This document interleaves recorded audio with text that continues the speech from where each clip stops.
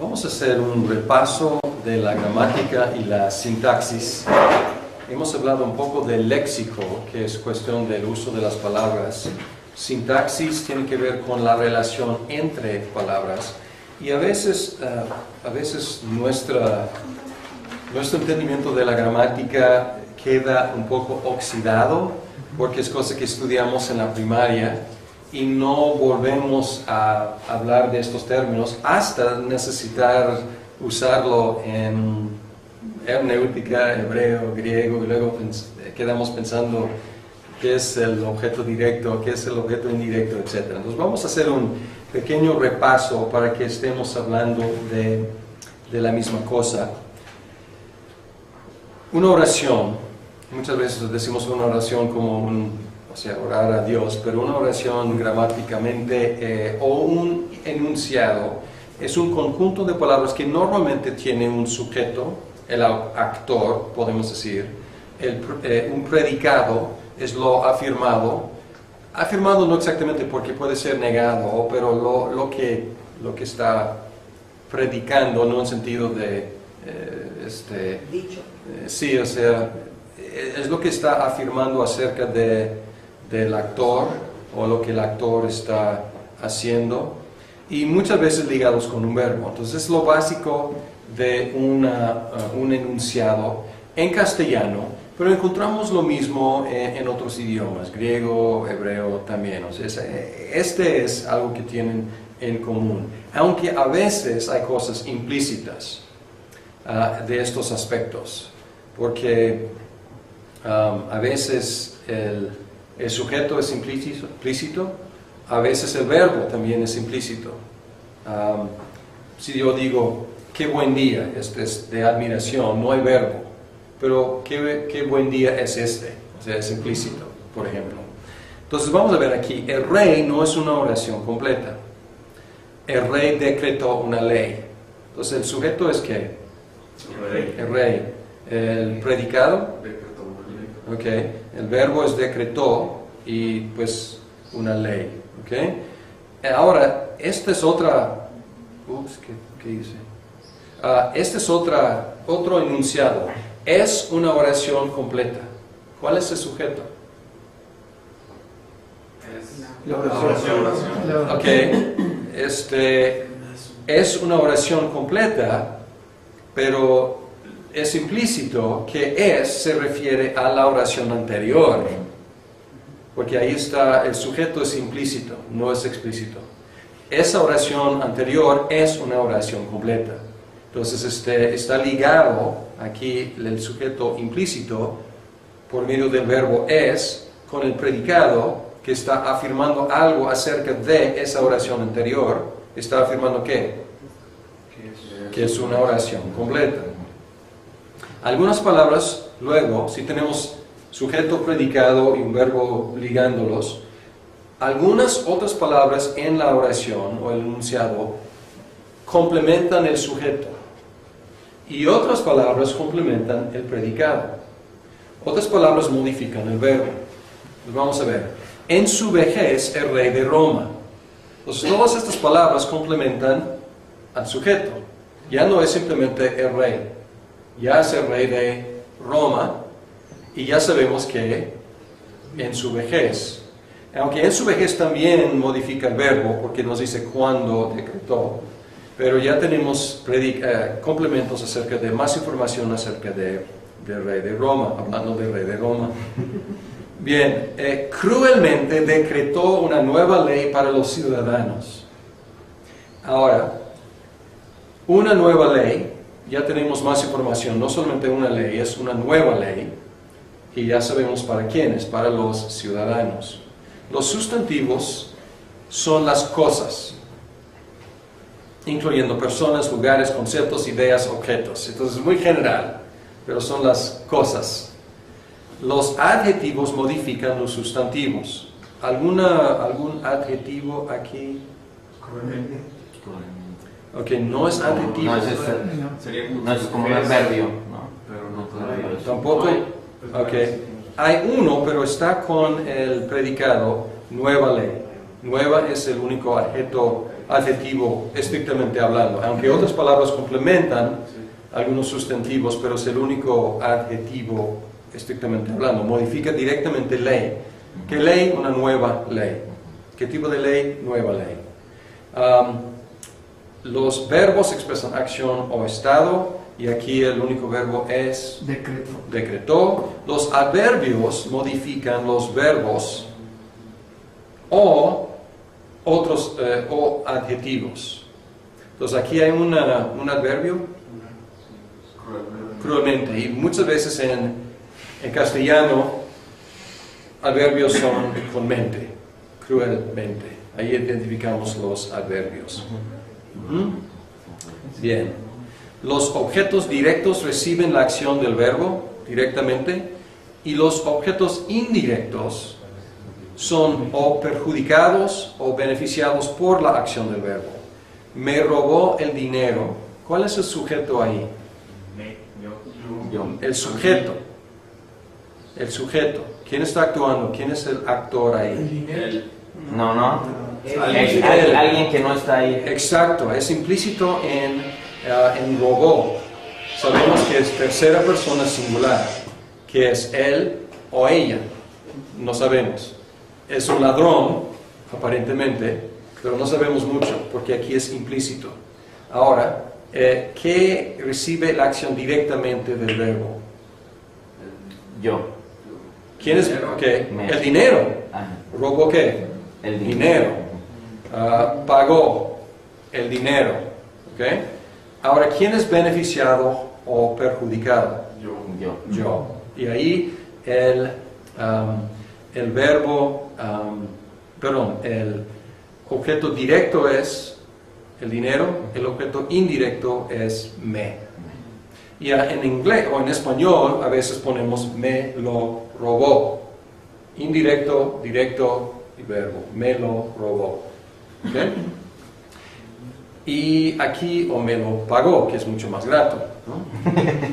Hay dos clases generales de literatura, las cuales tienen su propia sintaxis. Prosa, y lo que hemos analizado hasta ahora básicamente son las formas de hacer prosa. En poesía, las reglas, en un sentido las tiramos, porque hay mucha libertad en poesía.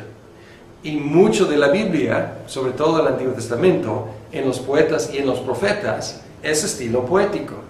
Entonces las reglas normales de la prosa no necesariamente se aplican.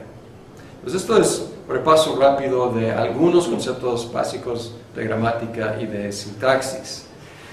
Ahora, cada idioma tiene su propia gramática. La traducción, el ejercicio de traducir, requiere un entendimiento de las dos gramáticas.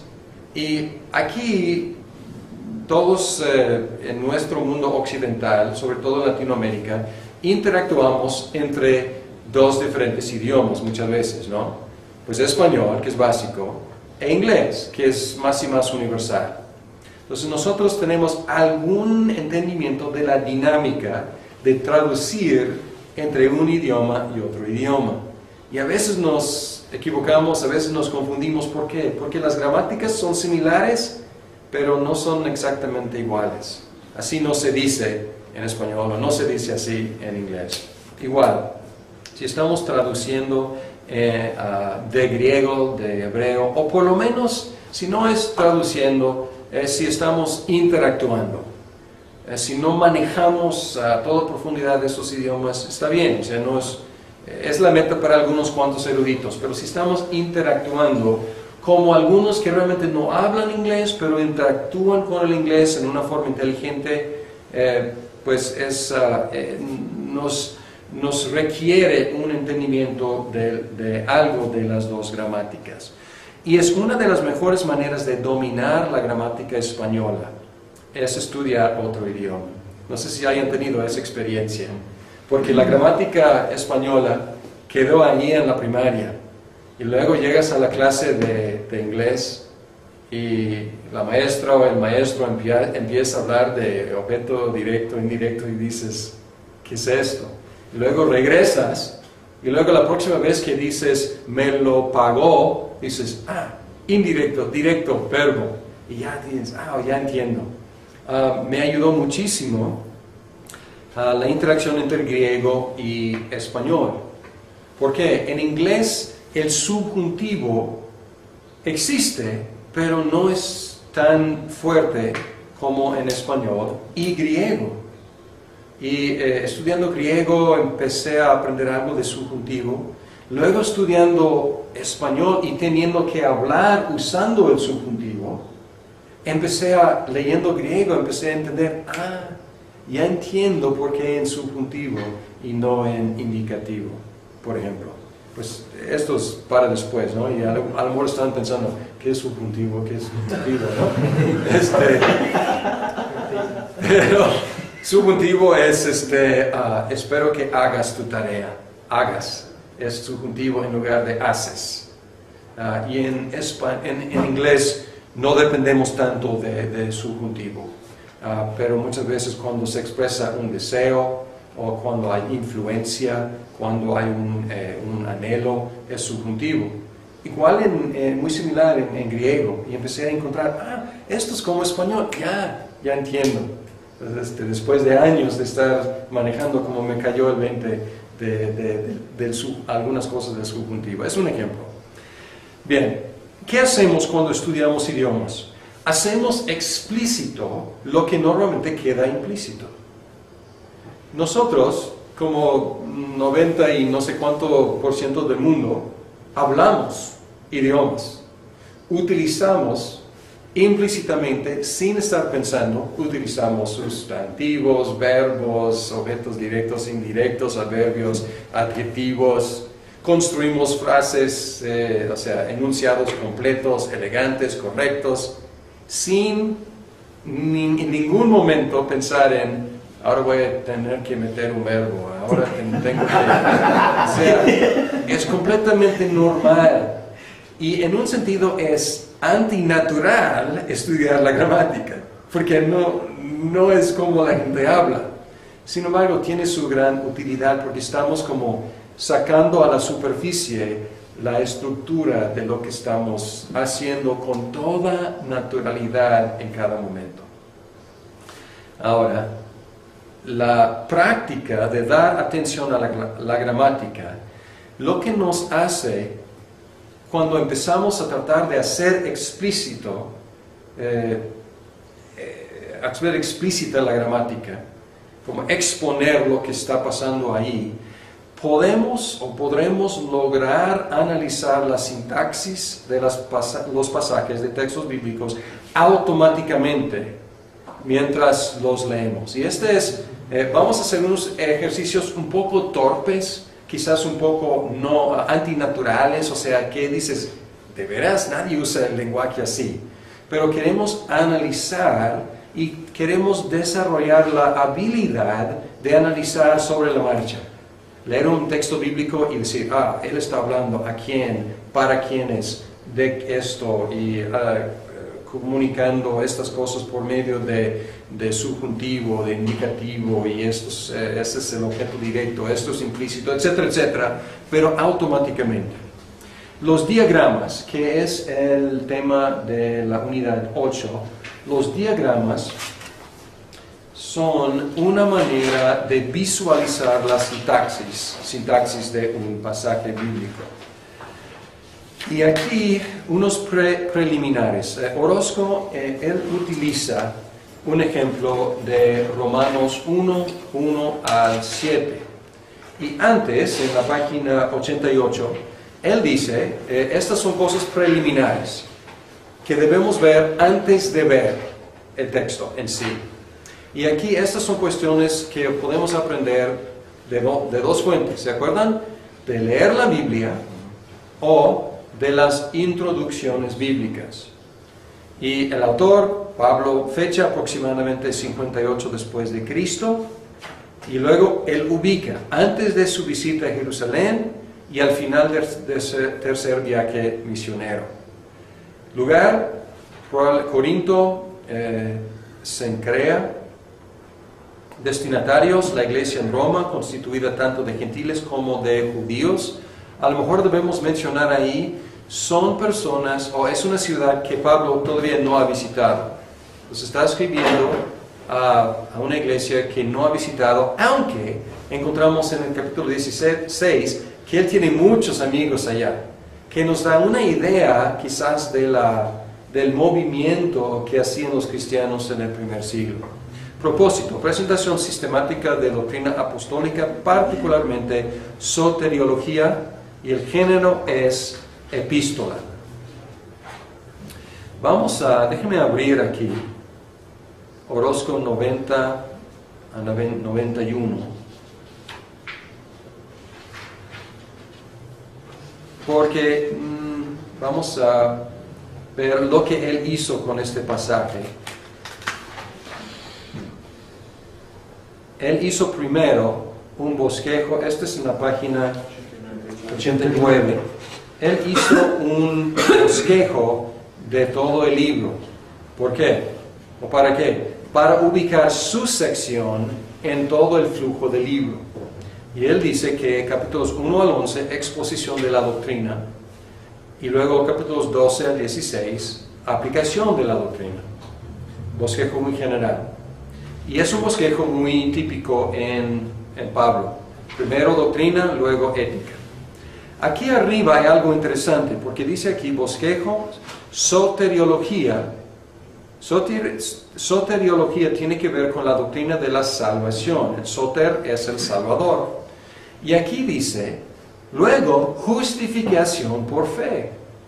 Y para mí esto es reducir soteriología a un beneficio de la soteriología. Porque en Romanos habla de justificación por fe, adopción, santificación, glorificación, y él pone todo debajo de la justificación. Entonces para mí es un poco reduccionista esta forma de expresarlo. Y luego dice capítulos 1 al 3, su necesidad. ¿Necesidad de qué? De la justificación, de acuerdo. Su base bíblica, su eficacia, y aquí entra cuestiones de adopción y de perseverancia y de santificación. Entonces, poner todo bajo justificación para mí es un poco reduccionista. Sin embargo, quiero mencionar que el bosquejo es algo aquí artístico. Pablo no nos dio su bosquejo, estamos intuyendo su bosquejo y cada uno va a salir con otro bosquejo. Yo lo habría hecho un poco diferente, aunque mis divisiones probablemente sean muy similares. Pero a lo mejor yo diría soteriología y luego justificación, capítulos, o sea, necesidad 1 hasta parte de 3, y luego parte de 3 hasta 5, justificación. Santificación 6, 7. Adopción y glorificación 8, algo así. Pero llega a lo mismo, y luego 9 al 11, es un interludio en un sentido, porque Pablo está luchando con, ¿y qué de los judíos? Si todo esto es cierto, ¿qué de los judíos? Porque muchos de los judíos no creyeron en el mensaje. Entonces, en un sentido, podría ser aparte, podría ser exposición de la doctrina, y luego interludio o aplicación de esa doctrina a los judíos, y luego regresar a la ética. Algo así podría ser. Pero es un ejercicio muy interesante y muy importante. ¿Por qué? Pueden ver aquí que ya estoy interactuando con Orozco y estoy interactuando con el texto. ¿Por qué lo hizo así? ¿Cómo lo haría yo? ¿Cómo lo veo? ¿Por qué? Pues estoy tratando de, esto me ayuda a entender el mensaje. Y a lo mejor tú haces un bosquejo, yo hago otro, comparamos. Y a lo mejor yo aprendo de ti, tú de mí. Entonces, nunca me había ocurrido hacerlo así, o así. Ya estoy viendo algo más. Luego, él ubica su texto en el contexto del libro. Y él empieza con los primeros versículos del libro, o de la carta más bien. Y es en los versículos 1 al 7. Luego él hace aquí, hay información acerca del criticismo textual, que no vamos a mencionar mucho aquí, pero puede puede ver que él hizo una comparación entre Reina Valera 60 y la Biblia de las Américas y encontró casi nada de diferencia y nada de importancia. Entonces aquí podemos decir, ok, bien, el texto mayoritario y también los manuscritos más antiguos, hay en lugar de nuestro Señor Jesucristo, no está ahí, pero está en otro lado, otro versículo, pero nada de cambio de significado. Y luego, en la página, aquí tenemos su bosquejo. Y él empieza, y él encuentra el sujeto, que es Pablo. Y luego él busca todos los complementos del sujeto. Y busca el predicado. Y él busca todos los complementos del predicado. Y en su bosquejo, y como digo, alguien podría hacer un bosquejo diferente, pero se me hace acertado este. Él dice Pablo, y luego a todos los que estáis en Roma, y él pone aquí escribe, es implícito. Pablo escribe a todos los que estáis en Roma, y lo demás cuelga de este bosquejo básico. Pablo, después él dice que él es siervo de Jesucristo, él es llamado a ser apóstol, y él es apartado para el Evangelio de Dios. Y luego, Pablo toma Evangelio de Dios y luego escribe acerca del Evangelio de Dios. Y dice que el Evangelio de Dios había sido prometido desde antes y es acerca de su Hijo, nuestro Señor Jesucristo. Y luego, de su Hijo, Él nos explica quién es su Hijo. Y dice, quien era del linaje de David según la carne, fue declarado Hijo de Dios con poder. Y luego, esta frase, declarado Hijo de Dios con poder, Pablo amplifica aún más, según el Espíritu de Santidad, por la resurrección entre los muertos y por quienes recibimos la gracia y el apostolado. Y aquí esta idea del apostolado tiene una liga. Él no hizo una liga aquí directa, pero a lo mejor uno podría tomar un arco, hacer un arco desde apóstol aquí y conectarlo aquí, la gracia y el apostolado, porque ya está abundando sobre este tema, sobre llamado a ser apóstol. ¿Qué hace un apóstol? Dice aquí, para la obediencia de la fe en todas las naciones por amor de su nombre. ¿Qué hace un apóstol? Predica a las naciones. Y luego, entre las cuales estáis también vosotros, y ahí está ligando con sus destinatarios, los que están en Roma. Ahora vamos a regresar arriba, y aquí dice, liga con este verbo implícito, escribe, y dice, gracia y paz a vosotros. ¿Qué escribe? Escribe gracia y paz, eso es lo que le comunica. De Dios Padre, de nuestro Señor Jesucristo. Y luego hace una liga aquí Jesucristo con llamados a ser de Jesucristo. Esto es un poco arbitrario porque podría también ligar Jesucristo aquí con Señor Jesucristo acá. Entonces hay otras ligas que Él no ha hecho, pero uno podría hacer y a lo mejor sacar más provecho allá. A todos los que estáis en Roma, amados de Dios, llamados a ser santos. Aquí Él no hizo ninguna liga más, pero podríamos bajar aquí con esto, llamados a ser de Jesucristo, porque llamados. Entonces probablemente yo habría hecho esta liga aquí, que Él conecta con gracia y paz. Yo habría hecho esta liga más bien con llamados, para regresar con esta idea, empezando con llamados, terminando con llamados. Así lo veo yo. Y aquí, ¿qué tenemos? Tenemos una visualización sencilla que nos da información que a lo mejor no entendíamos o no captábamos a simple vista, leyendo. Ahora estamos viendo cómo esto como va abriendo. Pablo, siervo llamado apartado, Evangelio de Dios, prometido acerca de su Hijo. Hijo, linaje de David, declarado Hijo de Dios con poder. Poder del Espíritu Santo, por la resurrección. Recibimos gracia y apostolado aquí, como digo, yo habría ligado el llamado a ser apóstol como aquí. ¿Y qué hace un apóstol? Pues apóstol predica a las naciones, entre las cuales están ustedes los llamados de Roma, y aquí a los que están llamados, son llamados a ser santos en Roma.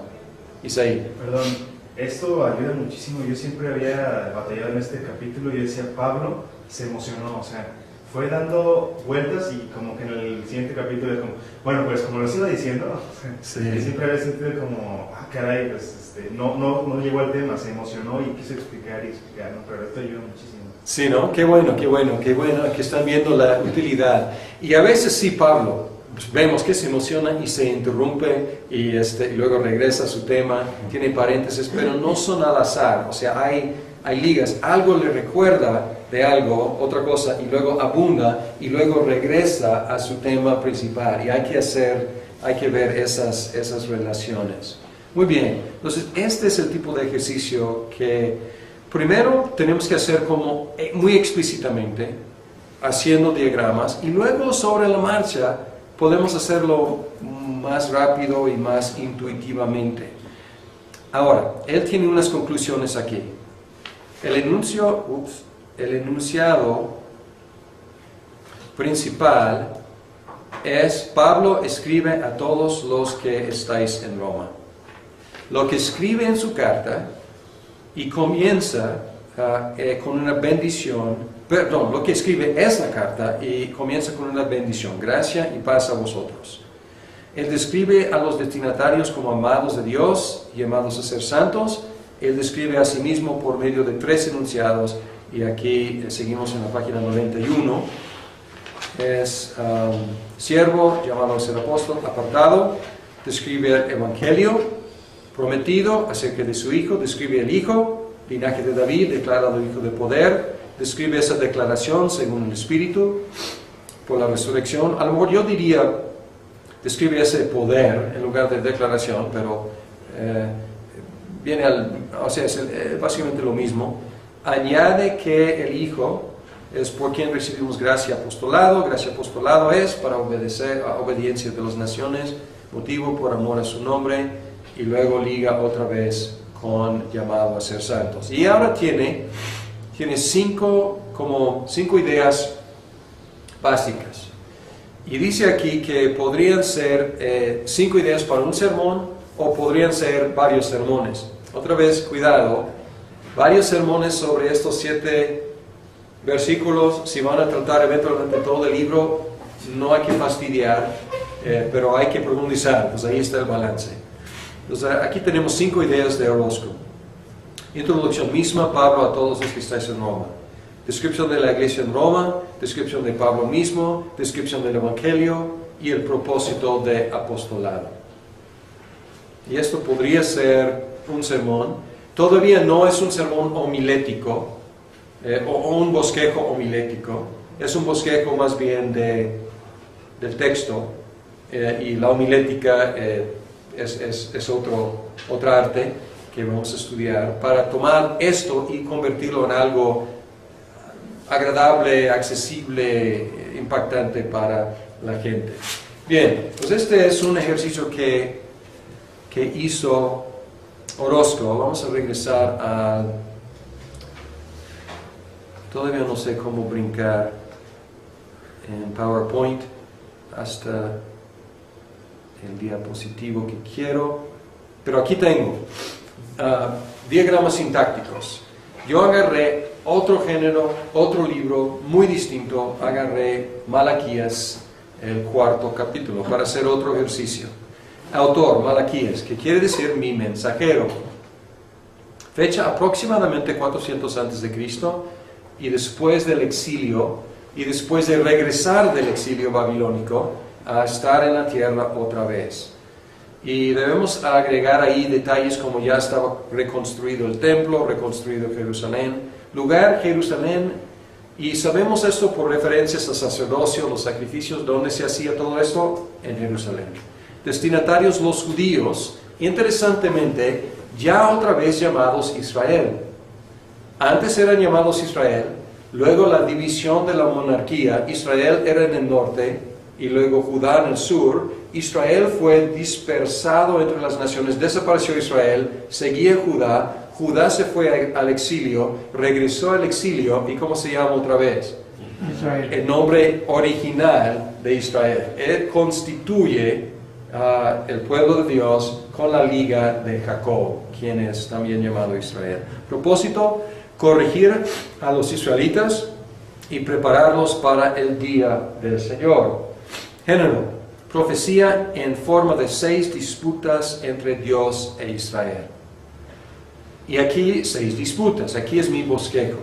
Disputa acerca del amor de Dios. Y yo me apoyé en un libro de introducción bíblica. Yo quería ver cómo hacían ellos la división. A ver cómo yo hacía yo y cómo hacían ellos la división de 5 o 6 disputas. Disputa acerca del amor de Dios, disputa acerca de las fallas de los sacerdotes, disputa acerca de la infidelidad de los judíos en el matrimonio, con el pacto, disputa acerca de la justicia de Dios, disputa acerca del arrepentimiento y el diezmo, como un ejemplo de su necesidad de arrepentirse, y luego disputa acerca de las palabras fuertes contra el Señor. Y aquí estuve debatiendo, no estoy seguro la mejor manera de dividir. Puede ser 3:13 hasta 18, o puede ser 3:13 hasta 4:3. Y luego conclusión, el día del Señor, 4:1 al 6, o quizás 4:4 a 6, porque 4:1 a 3 es como un puente entre dos temas, la última disputa y la conclusión. Entonces no estoy muy seguro cómo dividirlo, pero ahí está una división. Perdón. Y luego, aquí es mi diagrama sintáctico. En el versículo 1 dice, viene el día ardiente. Y luego hay una bifurcación, hay 2 diferentes posibilidades. Viene un día ardiente. Y el ardor puede ser una de 2 cosas. Los malvados serán quemados. Los temedores de Dios alumbrados. Pues aquí hay una dicotomía, o este día te va a quemar, o este día te va a alumbrar y dar gran alegría, vas a saltar y vas a estar muy alegre. Luego, versículo 3, otra vez los malvados quemados. Entonces yo inventé aquí, y no hay reglas exactas aquí, o sea, yo inventé símbolos y cosas, y aquí puse esta línea vertical con 2 flechas, para indicar algo paralelo. 2 ideas paralelas, y entre esas 2 ideas paralelas, la buena noticia de los temedores de Dios, que van a estar alegres por ser alumbrados para ese día. Y luego se dirige a los temedores de Dios. ¿Qué deben hacer? Y aquí tenemos algo de ética. Deben hacer 2 cosas. Deben acordarse de la ley de Moisés y deben escuchar al profeta Elías. No dice escuchar, por eso puse en paréntesis, pero ¿qué haces con un profeta? Acatar su mensaje, escucharlo. Entonces estoy diciendo que la idea es escuchar al profeta Elías. Y aquí también encuentro paralelos. Encuentro que entre ley y profeta, que es un par muy común en la Biblia, en el Antiguo Testamento, ley y profeta, ley y profeta. Y aquí Moisés y Elías, 2 personajes de los más importantes en el Antiguo Testamento. Moisés representando ley, Elías representando profetas. Y luego, ¿qué quiere decir escuchar? O más bien, ¿qué va a pasar si uno escucha a Elías? Restauración familiar. Volver padres a hijos, volver hijos a padres. El corazón de los padres con sus hijos, el corazón de los hijos con sus padres. Versículo 6. Y luego dice, si no, habrá maldición sobre la tierra. Entonces, aquí estamos por el lado derecho, siguiendo pues todo positivo, pero luego al final, y así termina, y si no, maldición sobre la tierra. Y aquí puse una liga de paralelo, aquí con un segmento de línea interrumpida, o ¿cómo decirlo? Descontinuo, entre los malvados quemados y aquí la maldición, diciendo que temedores de Dios tienen que escuchar, recordar la ley, escuchar a Elías, o si no, van a trasladarse a la otra categoría. Entonces hay que tener cuidado, porque hay consecuencias de restauración familiar, alegría, o si no, pues están trasladándose a la otra categoría. Entonces este es mi diagrama del pasaje. Otros podrían hacer otro diagrama, y he hecho un diagrama muy austero. Omití muchos detalles aquí, pero luego con más espacio y más tiempo ir como colgando los otros diferentes elementos en sus lugares aquí. Pero esto nos da, a mí por lo menos, me da una idea sobre el bosquejo básico de ese capítulo. ¿Observan algo aquí? ¿Algo les brinca aquí? ¿O les ayuda a visualizar? Y lo hace más gráfico, ¿no? O sea, un contexto que tienes así como cerrado, lo abres y lo aplanas, ¿no? Como que lo aplanas. Exacto. Y tuve un limitante aquí, que fue la pantalla, lo que puedo proyectar. Pero si tienes una hoja, puedes tener más libertad. Pero sí te ayuda a entender la estructura y el mensaje del pasaje. Muy bien. Es la idea. Muy bien. Algunos, y ahora como unas conclusiones que hago. El día del Señor hará patente la diferencia entre los que lo temen y los que no lo temen. Primera idea. El ardor del día quemará o alumbrará. Los que temen al Señor deben seguir la ley de Moisés y al profeta Elías. La obediencia resultará en relaciones familiares restablecidas, y si no obedecen, caen bajo la maldición de los que no temen al Señor. Pues esto es mi resumen de lo que vi en el bosquejo. Y luego, después de hacer, ¿qué sigue? ¿Qué sigue? Después de entender la estructura, podemos expandir los horizontes, los contextos. Tomar en cuenta el lugar en el canon a la conclusión del Antiguo Testamento, anticipando el Nuevo Testamento. Observar conexiones históricas, teológicas, tipológicas hacia atrás y hacia adelante, con Moisés y la ley, Elías, los profetas, el día del Señor. Y aquí hay muchísimas conexiones. Este par, Moisés, Elías, pues quienes aparecieron con Jesús en el monte de transfiguración, quiénes son los dos testigos en Apocalipsis, y este par de ley y profeta, pues son tipos de Cristo, oficios. Aquí hay muchas conexiones. Día del Señor, algo en los profetas muy importante. Examinar este día del Señor, cómo es el día. Y luego identificar continuidad, discontinuidad. Y aquí lo interesante es que estamos en la bisagra entre Antiguo y Nuevo Testamento, históricamente hablando. Y identificar, o sea, qué es continuo entre los dos y qué es discontinuo. Y luego identificar el cristocentrismo del pasaje. Y aquí tenemos algo terra firma, que es que Cristo mismo dijo que Juan el Bautista era el Elías que era por venir. Y esto nos da una pista de que si Juan el Bautista era el que preparaba para el día del Señor, pues ya había llegado el día del Señor en la persona de Jesucristo. Entonces aquí es un punto de gran importancia, y tenemos una base muy firme para hacer esa conexión, porque Jesucristo ya lo hizo.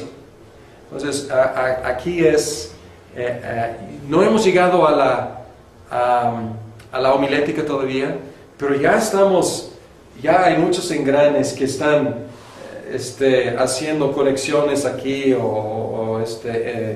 empezando a ponerse en acción para tener muchas ideas, a lo mejor demasiadas ideas para un sermón, pero aquí estamos empezando a apreciar la riqueza de este texto. Y es lo que ustedes van a hacer. La tarea.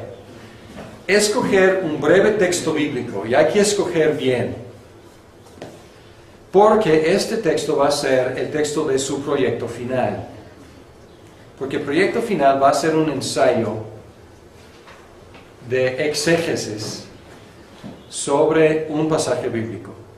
Debe ser un texto bíblico más o menos breve, porque el ensayo no va a ser muy largo. Y hay que escoger esto que sea una unidad de pensamiento. Hacer un diagrama sintáctico básico que permite la visualización de las relaciones entre las partes del texto. Que deben entregarme en 8 días algo así. Algo como yo lo hice, o puede ser, o sea, de Orozco era un poco más complicado. No quiero que se complique, porque quiero que aprecien la estructura básica, el esqueleto.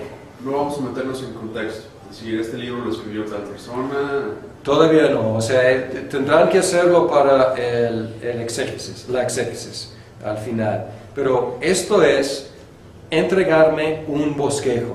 Y puede estar escrito a mano, o sea, con mucha claridad de letra y todo, pero está bien.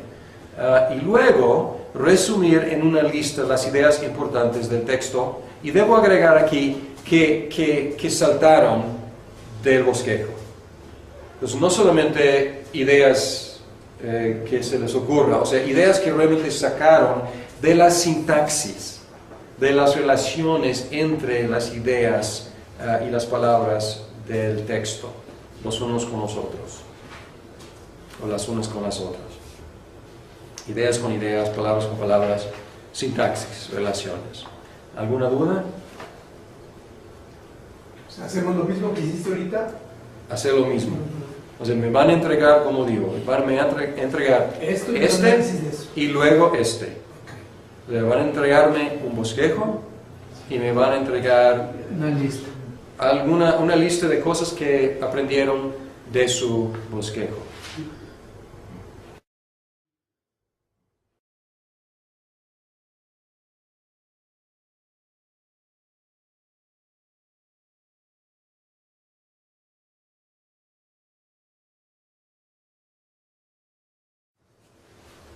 Vamos a hacer un repaso de la gramática y la sintaxis. Hemos hablado un poco del léxico, que es cuestión del uso de las palabras. Sintaxis tiene que ver con la relación entre palabras. Y a veces nuestro entendimiento de la gramática queda un poco oxidado, porque es cosa que estudiamos en la primaria, y no volvemos a hablar de estos términos hasta necesitar usarlo en hermenéutica, hebreo, griego, y luego quedamos pensando qué es el objeto directo, qué es el objeto indirecto, etc. Entonces vamos a hacer un pequeño repaso para que estemos hablando de la misma cosa. Una oración, muchas veces decimos una oración como orar a Dios, pero una oración gramáticamente o un enunciado es un conjunto de palabras que normalmente tiene un sujeto, el actor, podemos decir, un predicado es lo afirmado no exactamente porque puede ser negado, pero lo que está predicando, no en sentido de Dicho. sí, o sea, es lo que está afirmando acerca del actor o lo que el actor está haciendo. Pero está con el predicado nueva ley. Nueva es el único adjetivo estrictamente hablando, aunque otras palabras complementan algunos sustantivos, pero es el único adjetivo estrictamente hablando. Modifica directamente ley. ¿Qué ley? Una nueva ley. ¿Qué tipo de ley? Nueva ley.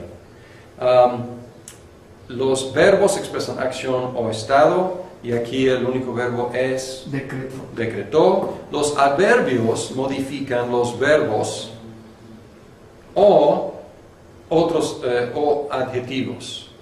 Entonces aquí hay un adverbio,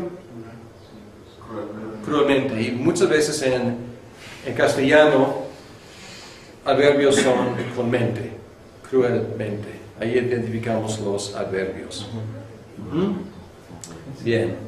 Los objetos directos reciben la acción del verbo directamente y los objetos indirectos son o perjudicados o beneficiados por la acción del verbo. Me robó el dinero. ¿Cuál es el sujeto ahí? Yo. El sujeto. El sujeto. ¿Quién está actuando? ¿Quién es el actor El ahí? dinero. Él. No. Alguien. Alguien que no está ahí. Exacto, es implícito en robó. Sabemos que es tercera persona singular, que es él o ella. No sabemos. Es un ladrón, aparentemente, pero no sabemos mucho, porque aquí es implícito. Ahora, ¿qué recibe la acción directamente del verbo? Y muchas veces ligados con un verbo. Entonces, es lo básico de un enunciado en castellano, pero encontramos lo mismo en otros idiomas, griego, hebreo también. O sea, este es algo que tienen en común, aunque a veces hay cosas implícitas de estos aspectos, porque a veces el sujeto es implícito, a veces el verbo también es implícito. Si yo digo, qué buen día, este es de admiración, no hay verbo, pero qué buen día es este, o sea, es implícito, por ejemplo. Entonces vamos a ver aquí, el rey no es una oración completa. El rey decretó una ley. Entonces el sujeto es ¿qué? El rey. El predicado, okay. El verbo es decretó y pues una ley, okay. Ahora, esta es otra, ¿qué hice?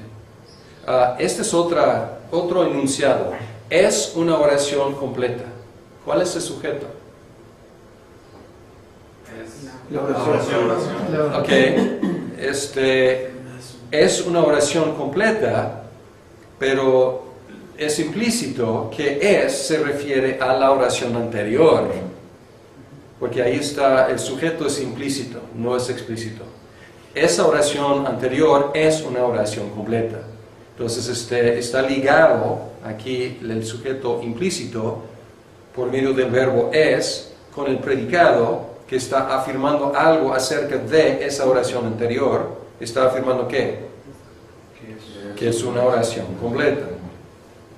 Algunas palabras, luego, si tenemos sujeto, predicado y un verbo ligándolos, algunas otras palabras en la oración o el enunciado complementan el sujeto y otras palabras complementan el predicado. Otras palabras modifican el verbo. Pues vamos a ver. En su vejez, el rey de Roma. Entonces, todas estas palabras complementan al sujeto. Ya no es simplemente el rey. Ya es el rey de Roma. Y ya sabemos que en su vejez. Aunque en su vejez también modifica el verbo, porque nos dice cuándo decretó. Pero ya tenemos complementos acerca de más información acerca del rey de Roma, hablando del rey de Roma. Bien, cruelmente decretó una nueva ley para los ciudadanos. Ahora, una nueva ley, ya tenemos más información, no solamente una ley, es una nueva ley, y ya sabemos para quiénes, para los ciudadanos. Los sustantivos son las cosas, incluyendo personas, lugares, conceptos, ideas, objetos. Entonces es muy general, pero son las cosas. Los adjetivos modifican los sustantivos. ¿Algún adjetivo aquí? Ok, no es adjetivo. No es como un adverbio, ¿no? Pero no todavía. Tampoco. Ok. Hay un. Yo. ¿Quién es? Ok. El dinero. ¿Robó qué? El dinero. Pagó el dinero. Ok. Ahora, ¿quién es beneficiado o perjudicado? Yo. Y ahí el verbo, el objeto directo es el dinero, el objeto indirecto es me. Y en inglés o en español a veces ponemos me lo robó. Indirecto, directo y verbo. Me lo robó. ¿Okay? y aquí o me lo pagó, que es mucho más grato, ¿no? Hay dos clases generales de literatura, las cuales tienen su propia sintaxis, prosa, y lo que hemos analizado hasta ahora básicamente son las formas de hacer prosa. En poesía, las reglas, en un sentido las tiramos, porque hay mucha libertad en